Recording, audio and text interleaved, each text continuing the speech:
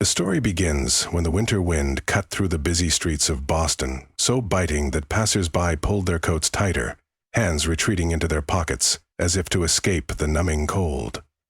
Donald Trump, wrapped in a dark overcoat, stood firmly amid his security detail. His eyes scanned the streets, his gaze probing, as if searching for something he couldn't quite name. Today, instead of sitting in the warmth of his usual motorcade, he chose to walk the city, driven by an inexplicable urge to immerse himself in its raw, unscripted rhythm. As Trump turned into a narrow alleyway, his steps slowed. His gaze landed on a man slumped against a cold stone wall, a tattered military jacket draped over his shoulders. Its once proud green faded into a weary shade of gray, worn thin by time and weather. At his feet lay a cardboard sign with a scrawled plea, "Veteran in need of help." Trump stopped. His brows knitted slightly, and his gloved hand instinctively tightened. He signaled for his security team to step back, then took slow, deliberate steps toward the man. The crunch of his shoes on the salt-scattered pavement echoed in the unusual stillness of the alley. The man looked up, his sunken eyes a blend of fatigue and quiet defiance. His posture straightened slightly, as if refusing to let vulnerability show. "Who are you?" the man rasped, his voice like gravel tumbling in his throat. Trump didn't answer right away. He crouched to the man's level, extending his hand with calm intent. "What's your name?" His voice steady, a bridge reaching across two vastly different worlds. The man hesitated, his gaze flickering to Trump's outstretched hand, as if questioning the sincerity behind the gesture. Finally, he took it, his grip slow but firm, and pushed himself to stand, his back slightly bent from years of hardship. "Sam Harris," he said, his voice gravelly but resolute. "Former Marine." Trump repeated the name as if etching it into memory. "Sam, you look like you've been through a lot." Sam let out a dry laugh, the sound dissipating into the wind. "More than I'd care to remember, sir, but everyone has their cross to bear." Trump stayed silent for a moment, his eyes drifting to the faint medals pinned to Sam's jacket. "You're a veteran?" he asked, his tone deliberate, waiting. Sam nodded, a flicker of pride crossing his tired face, though he seemed to try to suppress it. "Afghanistan, a few tours. We did things I'll never make peace with, but we did them for our country." The wind howled through the alley, carrying the distant sound of honking cars. Trump stood motionless, the man's words hanging heavy in the cold air. "Why are you here, Sam?" Trump asked, his voice low but pressing. Sam lowered his head, his gloved hands clenching together. "I lost my way after I came back. Jobs were hard to hold, my health declined, and the system doesn't work the way you think, not until you're the one on the outside." Trump nodded slowly, his gaze seeming to pierce the invisible barrier between himself and Sam. "What unit were you in?" "Bravo Company, sir, 3rd Battalion. We were in Kandahar, back in the early days." Trump froze, his eyes widening slightly. "Bravo Company? You were the ones who did the impossible. They called you the Ghost Team." Sam stiffened instinctively at the mention, a fleeting look of pride crossing his face before reality brought it crashing down. "Yeah, we were good," he said, his voice fading, "but it all disappeared when we came back." The two men stood there, the winter wind swirling around them as if erasing all other sounds from the city. Trump looked at Sam for a long moment, then spoke, his voice firm and resolute. "Come with me, Sam. You don't belong here." Sam looked up, a flicker of disbelief in his eyes, but when he met Trump's gaze, he saw something genuine. An invitation without strings attached. His pride made him hesitate, but in the end, he nodded. "People don't want to hear about what we did," Sam said quietly, his gaze not meeting Trump's. Trump remained silent for a moment, his gaze steady on Sam. Finally, he shook his head, his voice firm but calm. "Not just for them, Sam. For you. You stepped into danger so the rest of us could live in peace. That kind of courage should never be buried." Sam looked up slowly, his unfocused eyes gradually sharpening as they met Trump's. He studied Trump's face, searching for the truth behind the words. A moment passed, the air between them heavy with unspoken understanding. Sam exhaled deeply and gave a slight nod. He said nothing, but the quiet acceptance in his gesture spoke volumes. In the days that followed, Trump's team worked discreetly to organize a ceremony. Private calls were made to reach out to Sam's former unit members. Some were surprised, others deeply moved, but all agreed to attend, bringing with them their own stories and scars, both visible and hidden. On the day of the ceremony, Sam was brought to the White House. As he walked through the grounds, his steps slowed. His eyes swept over the scene before him, as though he couldn't quite believe what was unfolding. The simple suit he wore hugged his lean frame, and the hesitation in his every step was evident in the way his hands tightened and released at his sides. Trump stood at the entrance, his expression softening with relief as he saw Sam arrive. He said nothing, only gave a brief nod, a gesture brimming with respect, prompting Sam to take a deep breath, steadying himself. Inside, the atmosphere was solemn and dignified. Rows of chairs were neatly arranged, and the light from grand chandeliers cast a warm yet stately glow over the room. As Sam entered, chairs shifted quietly. His former comrades rose to their feet, saluting him in unison. A few had eyes that shimmered with unshed tears, while others maintained a firm, stoic demeanor that carried a depth of unspoken emotion. Trump stepped onto the stage, his hand gripping the podium firmly, as if channeling strength into every word he was about to deliver. Today, we honor an extraordinary individual, Sam Harris, and the entirety of Bravo Company. They have done the unimaginable to protect us. Their sacrifices deserve recognition, not only for the battles they've faced, but for the resilience they have shown in confronting the wounds no one can see. The room fell silent, the only sound the measured breathing of those listening intently. Trump's voice deepened, his tone filled with gravity as he continued. Heroes come in many forms, but those who not only fight on the battlefield, but also weather the storms within their own souls, are the ones who truly deserve to be called heroes. Trump gestured invitingly to Sam. Please, come forward. Sam rose to his feet, his steps heavy with emotion as he made his way to the center of the room. Thunderous applause erupted, echoing endlessly. A few veterans raised their hands in a military salute, while others bowed their heads in silent respect. Sam stood there, his breathing slightly uneven, but his gaze was clear and unwavering. In that moment, he was no longer just a veteran. He was a symbol of courage and resilience. Trump carefully opened a velvet box, revealing a gleaming medal. Exquisitely crafted, though small, it carried the weight of immeasurable gratitude. He approached Sam, his hand steady yet reverent, as he draped the medal around Sam's neck. Trump's voice was low and deliberate, each word carving into the stillness of the room. Sam, for your service, your bravery, and your sacrifice, we honor you. You are a hero, not just to me, but to everyone here. Sam didn't respond immediately. His body remained still, as if bracing to contain something too powerful to let loose. His eyes flickered and his rough hands instinctively clenched together. Slowly, tears filled his eyes. The hardened lines of his weathered face softened, revealing a profound gratitude that had long been buried.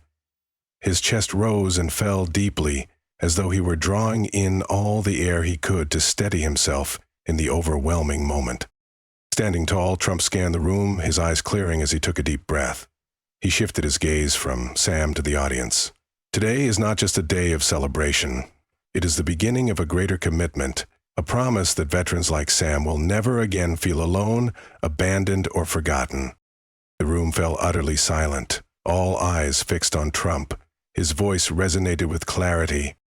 He outlined a comprehensive initiative, including support for health care, employment opportunities, and housing for veterans. He announced the establishment of a new fund, named Bravo Company, as a tribute to the soldiers who had quietly sacrificed for the nation. Everyone listened intently, some bowing their heads, their eyes shimmering with emotion. Sam, standing beside Trump, closed his eyes briefly, exhaling a trembling breath, as though the cracks in his spirit were slowly being mended. When the ceremony concluded, the applause continued to echo, reluctant to fade. Other veterans approached Sam, shaking his hand, some patting him gently on the shoulder, others offering salutes filled with deep respect.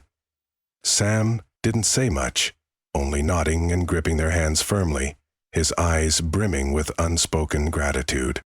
In the weeks that followed, Sam's life took an unexpected turn.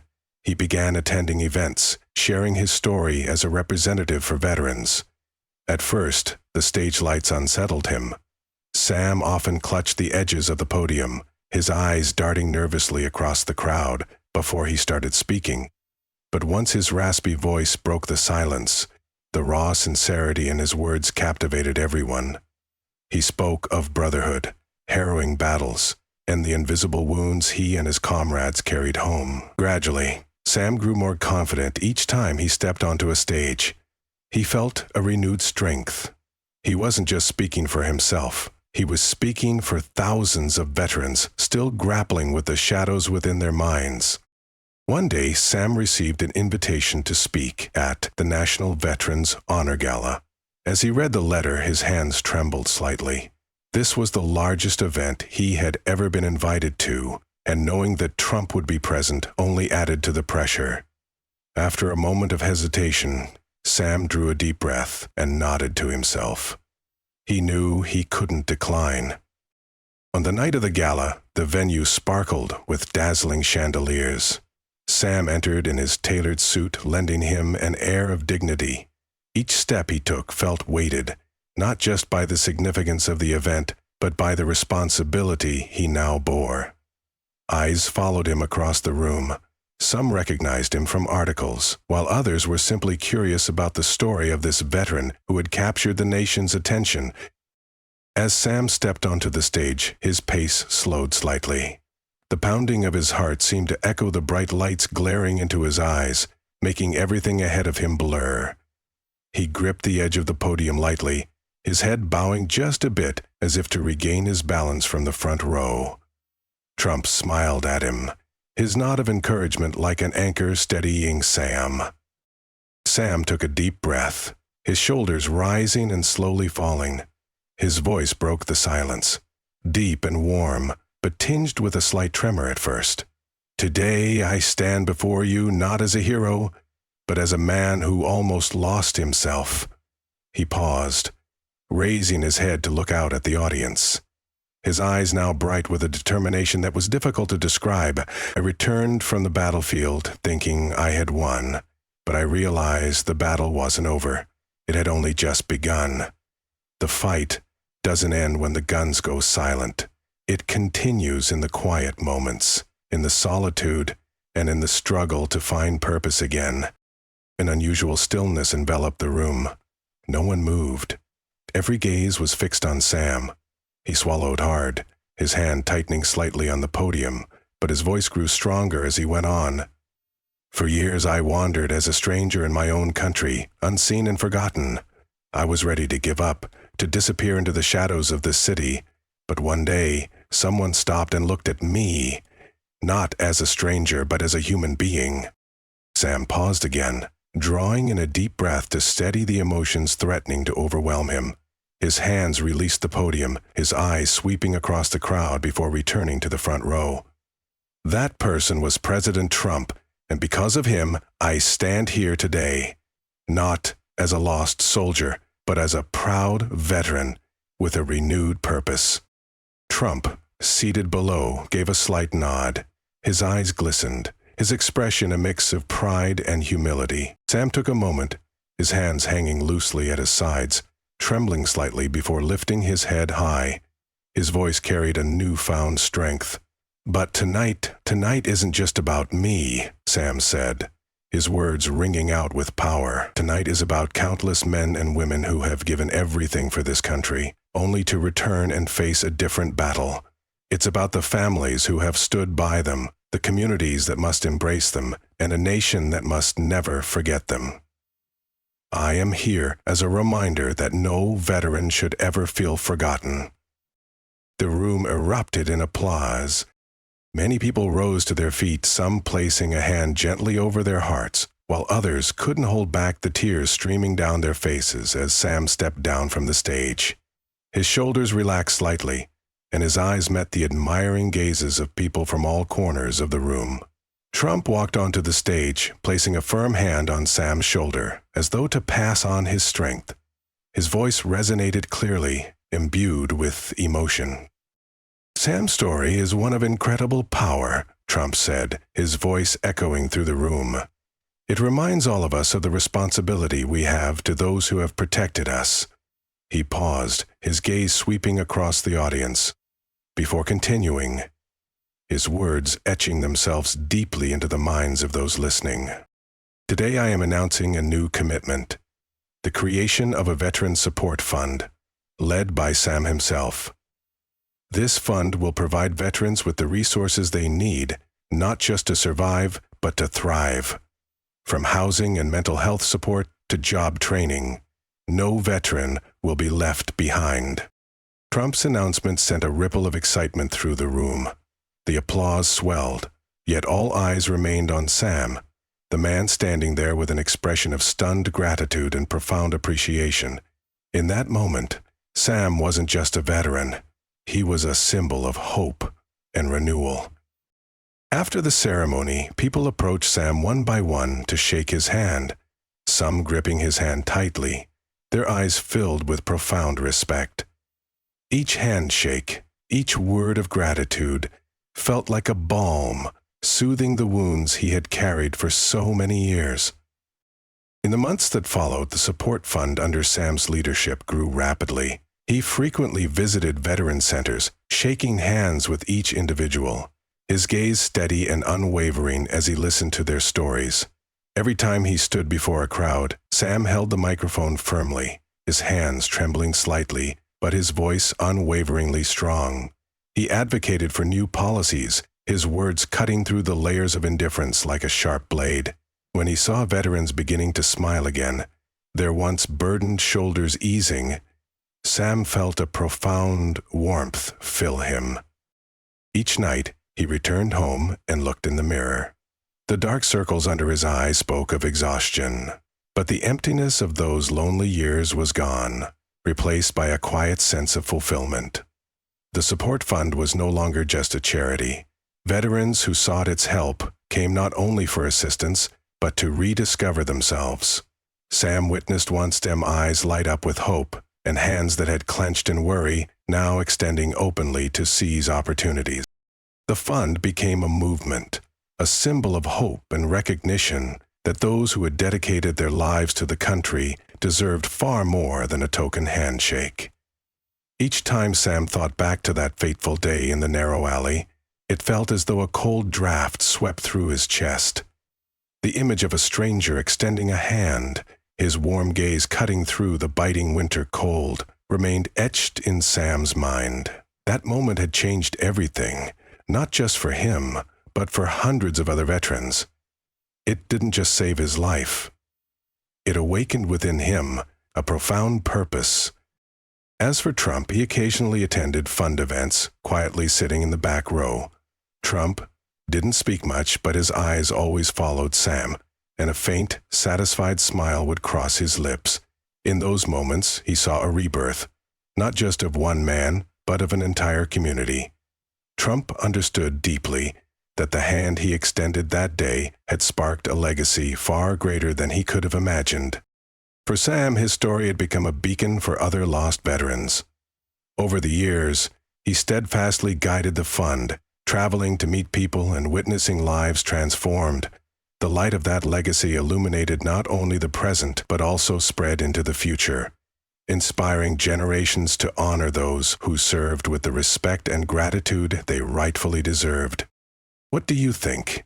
How can kindness and recognition help heal even the deepest wounds? Share your thoughts with us.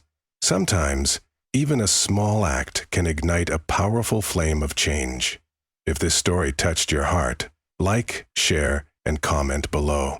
And don't forget to subscribe to our channel for more stories that remind us of the power of compassion.